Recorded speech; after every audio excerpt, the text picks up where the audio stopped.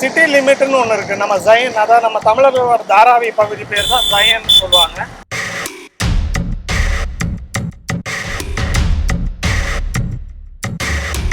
அவங்க பெட்ரோல் போக, வண்டி வாடகை போக 2000 ரூபாய் இல்லாமல் ஒரு ஆட்டோ டிரைவருக்கு போக மாட்டாங்க. வணக்கம் மக்களே, நம்ம இப்போ எங்கே இருக்கோம்னா பாண்டூப், மும்பையோட பாண்டூப் பகுதி இது. இப்போது பாண்டூப்லேருந்து செம்பூர் போகிறோம். பாண்டூப்லேயும் தமிழர்கள் அதிகமாக வாழ்கிற பகுதி இது. அதே மாதிரி செம்பூர்லேயும் தமிழர்கள் அதிகமாக இருக்க பகுதி. ஒரு நண்பரை சந்திக்கிறதுக்காக போகணுன்னு சொல்லி கிளம்பணும். இங்கே உள்ள ஆட்டோவுக்கும் தமிழ்நாட்டில் நம்ம சென்னையில் உள்ள ஆட்டோவுக்கும் என்ன வேறுபாடுகள்ன்றதை பதிவு செய்ய தான் இந்த காணொலியை நாங்கள் பதிவு செஞ்சுட்டு இருக்கிறோம். இப்போ நீங்கள் பார்த்தீங்கன்னா மீட்டர் ஏறி உக்காந்தோம். ஒரு 10 ஆட்டோ போச்சு, நாங்கள் 6 பேர் வந்திருக்கோம். 2 ஆட்டோவில் பயணிக்கிறோம். இங்கே 3 பேர் மேலே ஏற்றவே மாட்டாங்க. ஒரு ஆட்டோலையும் மினிமம் 3 பேர் தான், ஒருத்தர் கூட எக்ஸ்ட்ரா ஏற்ற மாட்டாங்க. இப்போ நீங்கள் எடுத்துக்கிட்டிங்கன்னா நான் பாண்டூப்லேருந்து செம்பூர் ட்ராவல் பண்ணுறேன். இங்கே வந்து 6 பேர் போனோம் நாங்கள். அதனால் 2 ஆட்டோ எடுத்தோம். ஒரு ஆட்டோவுக்கு 3 பேர் தான். நான் எக்ஸ்ட்ரா ஒருத்தரையும் ஏற்ற மாட்டாங்க. அப்படின்ற பட்சத்தில் நம்ம பே பண்ணுறோம், எக்ஸ்ட்ரா 50 ரூபா தரோம் அப்படின்னா எதுவுமே அவங்க என்கரேஜ் பண்ணவே மாட்டாங்க, அவங்க ஏற்றுக்கவே மாட்டாங்க. 3 பேர் தான் மஸ்ட். ஸோ இப்போ நீங்கள் மீட்டரை பாருங்கள், இதுதான் மினிமம் ஃபேர். நம்ம ஏறி ஆட்டோ எந்த ஆட்டோனாலும் நம்ம கை போடலாம், எதுவும் நம்ம பார்கெயின் பண்ண தேவையில்ல. மினிமம் நம்ம ஏறி உட்காந்த உடனே 25 ரூபா ஆட்டோவில் மீட்டரை போட்டுருவாங்க. எங்கே போகணுன்னு தான் கேட்பாங்க. சில பேர் வந்து 90% மக்கள் வந்து நீங்கள் எங்கே கேட்டாலும் வருவாங்க. சில பேர் வந்து அந்த பக்கத்தில் இல்லை எதிர்பக்கமாக போகணுன்றதுனால வேணான்னு சொல்லிட்டு இல்லை சார் வரலன்னுடுவாங்க. இப்போ நம்ம அண்ணங்கிட்டையும் கேட்டுருவோம், ஐயா மினிமம் का कितना किलोमीटर? पहला शुरुआती 23 से फिर 12 कितना है? 12 की कुछ ऐसा है. कितना किलोमीटर मिनिमम? 1 किलोमीटर पहला 23 रुपया. 23 रुपये मालूम है, बट कितना किलोमीटर जाने का वो 23 रुपये? 1 किलोमीटर 2 किलोमीटर ये पर नंबर होगा. ये कम से कम 100 मीटर का 1 किलोमीटर 100 मीटर होता है ना. 1 रुपया 2 रुपया कितना. இப்போ நம்ம பாண்டூப்லேருந்து செம்பூர் போகிறோம்னு சொல்லியிருந்தோம். நம்ம ஆட்டோ அண்ணன்கிட்டே கேட்டோம். கேட்டதில் இது வந்து ஒரு மினிமம் 26 ரூபா. நாங்கள் ஏறி உக்காரும் போது ஒரு வார்த்தை எவ்வளோ மீட்டருக்கு மேலேயோ 10 ரூபா கொடுங்க, 2 ரூபா கொடுங்க, அந்த மாதிரி எந்த பேச்சுமே கிடையாது. மீட்டரை போட்டார் அண்ணன், ஏறி உக்காருங்கன்னாரு, உக்காந்தாச்சு. இப்போ மீட்டரில் பார்த்தீங்கன்னா 41 ரூபா போயிட்டுருக்கு. இன்றைக்கோட டைம், இப்போ உள்ள கரண்ட் டைம் 12:15. இங்கே 2 கிலோமீட்டர் 40, அதாவது 2.4 கிலோமீட்டர்ஸ். எவ்வளோ டிஸ்டன்ஸ் போயிட்டுருக்குறோம், டைம் என்ன, எவ்வளோ அமௌண்ட், இது காட்டிக்கிட்டே இருக்குது. இப்போ நம்ம ட்ராவல் பண்ணுற லொக்கேஷன் நான் கையில் போட்டு வச்சுருக்கிறேன். ஏறக்குறைய இப்போ இங்கே இருக்குது பாருங்கள், என்னோடய நண்பரோட வீட்டோட லொக்கேஷன் இது. இந்த லொக்கேஷனை கிளிக் பண்ணிட்டோம்.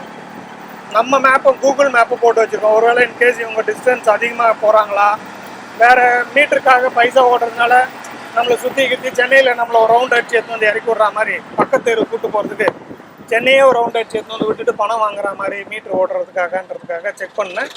அதையும் ஆன் பண்ணிட்டேன். இப்போ இதில் 23 நிமிஷம் காட்டுது. 13 கிலோமீட்டரு 12:35 டெசிக்னேஷனை ரீச் பண்ணணும்னு சொல்லியிருக்கு.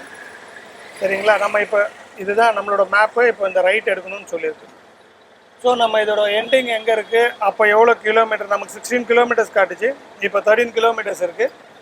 அந்த டெசிக்னேஷன் போய் இந்த மேப்போட டெசிக்னேஷன் இறங்கும் போது கிலோமீட்டரும் அந்த சார்ஜஸும், அவர் நம்ம பைசா அதிகமாக கொடுக்குறோன்னு சொன்னால் அவர் வாங்குறாரா அப்படின்ற தகவலையும் உங்களுக்கு நாங்கள் இந்த காணொலியில் பதிவு செய்கிறோம்.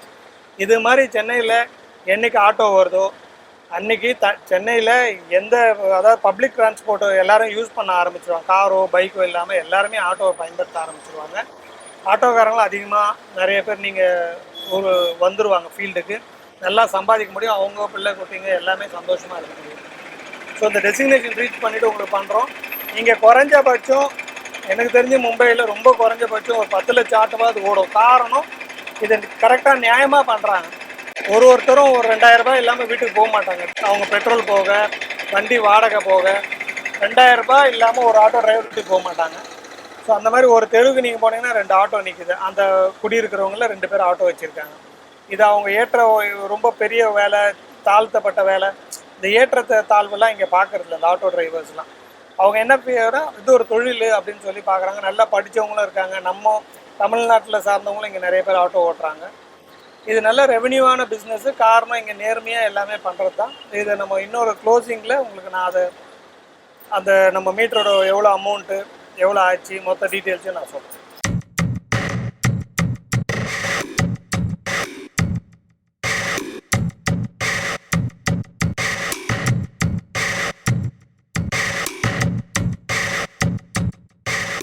எவ்வளோ ஆட்டோ பாருங்கள், இது ஒரு ஹைவே, இது சிட்டிக்குள்ளே இல்லை, நம்ம வெளியில் வந்துட்டோம்.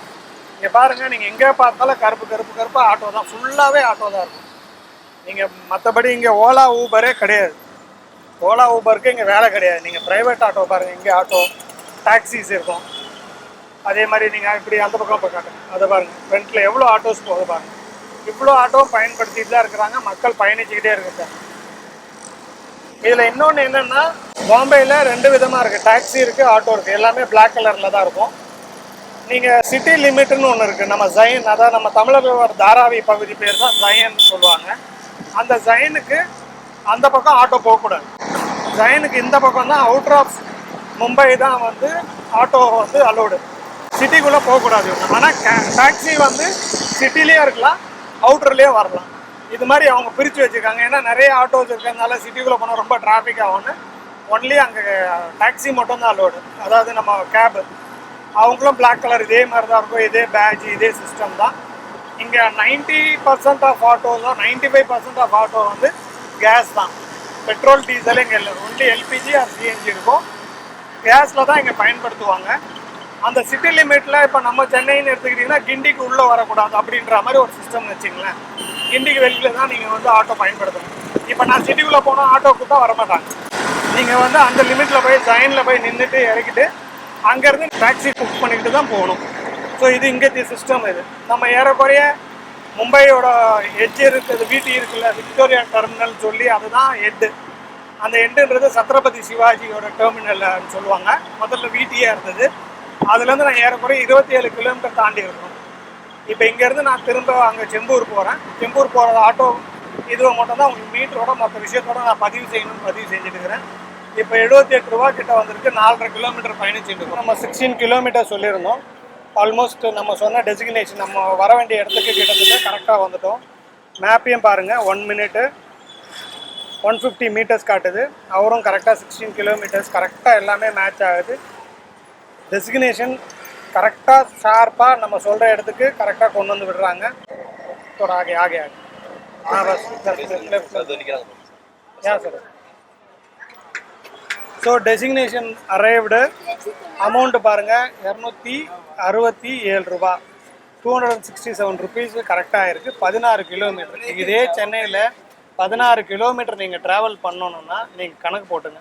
சென்ட்ரல்லேருந்து பாலாவக்கம் இல்லை சென்ட்ரல்லேருந்து ஏறக்குறைய போரூர் கிட்ட இந்நேரம் ஒரு 1500 ரூபா கேட்டிருப்பான்.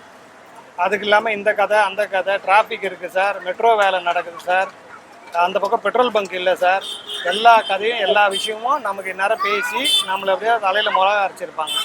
பட் இங்கே பாருங்கள், 267 ரூபா, 1 ரூபா நம்ம இப்போ அவருக்கு பணம் கொடுக்க போகிறோம். சேஞ்ச் இல்லைன்னு மேபி எதாவது பேசலாம், அதையும் நீங்கள் பாருங்கள் நம்ம என்ன சொல்கிறோம் என்ன கேட்குறோம். 1 மினிட். அவர் அதில் என்ன மீட்டரில் இருக்கோ மீட்டர் இருக்கிறத பார்த்து தான் நம்ம பேமெண்ட் வாங்குறாரு. நம்ம 300 ருபீஸ் கொடுக்குறோம், சேஞ்ச் எவ்வளோ கொடுக்குறாருன்னு பார்ப்போம். 32 ரூபா நம்ம கையில் கொடுத்துட்டாரு. எவ்வளோப்பா மீட்ரு வந்திருக்கு? 268 ரூபா போக 32 ரூபா கையில் சேஞ்சு, 1 ரூபா பாக்கி இல்லாமல் நீட்டாக கொடுக்குறாங்க. நம்ம எக்ஸ்ட்ரா கொடுக்கணுன்னு கேட்டால் கூட வாங்க மாட்டாங்க, எங்களுக்கு உங்கள் பைசா தேவையில்லைன்னு சொல்லுவாங்க.